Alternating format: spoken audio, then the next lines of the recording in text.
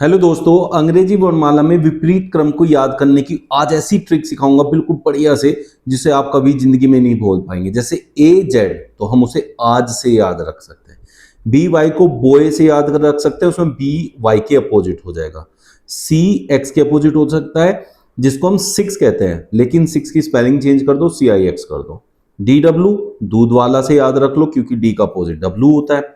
D के बाद ई आता है, लेकिन मैंने उसके लिए लव रखा है। लव वर्ड से आप लोग सब भली भांति परिचित हैं। तो एल का अपोजिट ओ, वी का ई होता है, तो ई का चाहिए था, वी आ गया। एफ का अपोजिट यू होता है, तो जिसे हम यू फूल के नाम से जान सकते हैं। फिर एफ के बाद जी आता है, जी का अपोजिट टी होता है, जिसको हम जी टी रोड से याद कर सकते हैं। जी के बाद एच आता है, एच का अपोजिट एस होता है, जिसे हम हाई स्कूल से याद रख सकते हैं। H for high, S for school. H के बाद आई, आई का अपोजिट होता है आर, जिसे हम इंडियन रेलवे के नाम से याद रख सकते हैं।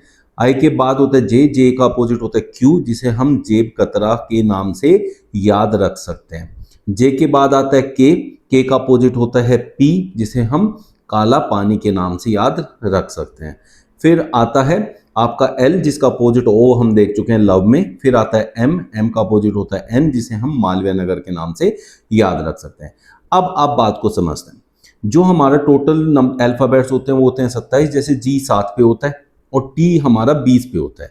ये बात को आप समझ सकते हैं। अब अगर मुझे जी का अपोजिट चाहिए, हमें पता चल गया ना टी उसका अपोजिट है, तो हमें क्या करना है, जो भी नंबर का अपोजिट चाहिए उसे आप 27 में से माइनस कर दो। जैसे 27 में से 7 को जब जी को माइनस करोगे तो 20 आएगा, और 20 पे कौन होता है, टी होता है। और जैसा हमने अभी आपको ये टेबल पूरा याद कराया, तो आपको पता चल गया होगा कि जी का अपोजिट टी है, और टी अल्फाबेट जो है वो अंग्रेजी वर्णमाला में 20 नंबर पे आता है।